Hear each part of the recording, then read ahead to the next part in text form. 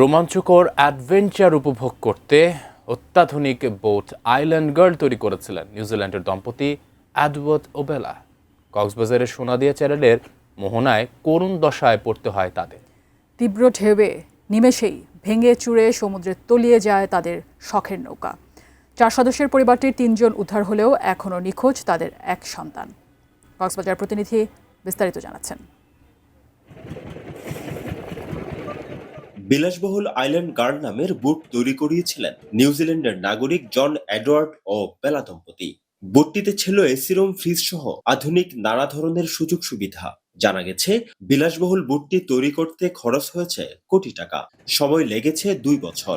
কয়েকদিন ধরে 2 সন্তানকে নিয়ে পরিবারটি কক্সবাজার, মহেশখালী ও সোনাদিয়ার আশপাশের সাগরে আনন্দে ঘুরছিলেন। আমি বুঝি নির্মাণের শিল্প, সালাম স্টিল বোঝে ডিউরেবিলিটি। সালাম স্টিল, মোস্ট ডিউরেবল স্টিল। মঙ্গলবার সকালে তারা নাজিরা টেক উপকূল থেকে সোনাদিয়ার উদ্দেশ্যে যাত্রা করেন। চ্যানেলের মোহনায় পৌঁছালে তীব্র ঢেউয়ের আঘাতে অত্যাধুনিক নৌকাটি সমুদ্রে তলিয়ে যায়। কাছাকাছি থাকা জেলেরা এডওয়ার্ড, তার স্ত্রী বেলা, ছেলে রালফকে জীবিত উদ্ধার করলেও এখনো নিখোঁজ রয়েছে তাদের 16 বছর বয়সী সন্তান আলবার্ট। আনিস বদার বোর্ডে টানিয়ারে মানে দুনিয়া টানিয়ারে এনে আনাম মধ্যে একটা সিটের গিয়ে আর টানিয়ারে উদ্ধার করছে। একটা বোট দুটো হয়ে গেছে, একটা ও এখানে চলে গেছে আর একটা এখানে আছে। তারা নাকি 4 জন ছিল, 4 জনের মধ্যে 3 জনকে তাৎক্ষণিকভাবে তারা উদ্ধার করেছে, তাদের ট্রলারে নিয়ে ফেলেছে।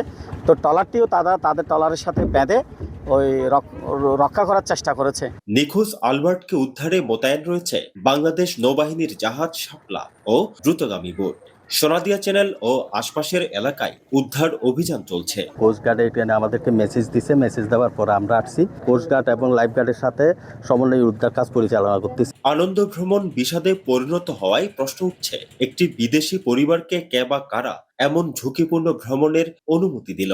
নিরাপদ পর্যটনের দিকে নজর রাখার দায়িত্ব তাহলে কার?